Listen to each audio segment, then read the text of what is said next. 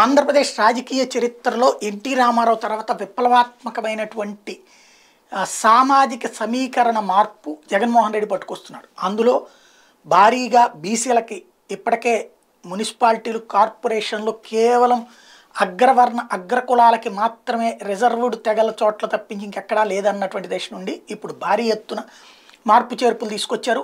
OC సెగ్మెంట్లలో, OC corporations, OC మున్సిపాలిటీల్లో కూడా బీసీలకు ఇచ్చినటువంటి వ్యవహారం చేసుకొచ్చారు. అక్కడతో ఆగలేదు. ఇప్పుడు ఎమ్మెల్యే, ఎంపీ సెట్లో కూడా భారీగా బీసీలకు ఇవ్వబోతున్నారు. అంటే ఓట్లకు సంబంధించినటువంటి లెక్కలు వేస్తున్నారు. అయితే జగన్ చుట్టూ ఉండేటువంటి ఉచ్చులేంటి? Number 1 media. రోజు వ్యతిరేక కథనాలు 4 ఏళ్ల నుంచి రాస్తున్నారు. ఇప్పుడు పీక్ స్టేజ్, ఏకంగా పేరు పెట్టి తెలుగుదేశం ప్రభుత్వంలో అద్భుతాలు జరిగినాయి, ఇప్పుడు జగన్ ప్రభుత్వంలో అనర్థం జరుగుతోందంటూ ప్రజల మైండ్లో నిత్యం సోషల్ మీడియా.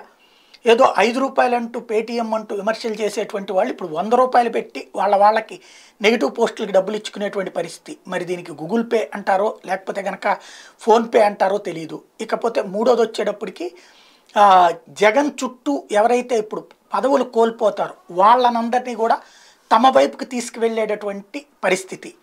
ఇది మరొక ఉచ్చు. 4వది వచ్చేటప్పటికి రాబోయే రోజుల్లో హిందువులని ఒక ఐక్యం చేసి, ఏదైతే గతంలో గుళ్ళు కూలగొట్టినటువంటి సందర్భంలో చంద్రబాబుకు వ్యతిరేకమైనటువంటి వాళ్ళని ఇప్పుడు ఒక జట్టుగా ఏర్పాటు చేసి వాళ్ళతో మమేకమవుతూ జగన్కి వ్యతిరేకంగా ఇంకొక ట్రాప్ అన్నటువంటిది ఒకటి. వీటన్నిటికీ తోడుగా ఉపాధి ఉద్యోగులు, నిరుద్యోగులు వీళ్ళిద్దరితో పాటుగా అంగన్వాడీలు, ఆశా వర్కర్లు, రేపు పొద్దున ఇక రాబోయేటువంటి రోజుల్లో డ్వాక్రా గ్రూపులు వీళ్ళందరితో తెర మీదకి తీసుకొచ్చి ఏదో ఒక ఉద్యమాన్ని తెర మీదకి తీసుకురావడానికి కమ్యూనిస్టులు, భారతీయ జనతా పార్టీ రాకపోతే కమ్యూనిస్టులకు సీట్ ఇస్తామన్నటువంటి మాట చెప్పేటప్పుడు కమ్యూనిస్టులు తెలుగుదేశం కోసం త్యాగాలు చేస్తున్నారు. వీళ్ళందరితో పన్నుతున్న ఉచ్చు జగన్మోహన్ రెడ్డి ఎలా ఛేదిస్తారు, లేకపోతే అందులో చిక్కుకుపోతారనేది చూడాల్సి ఉంది.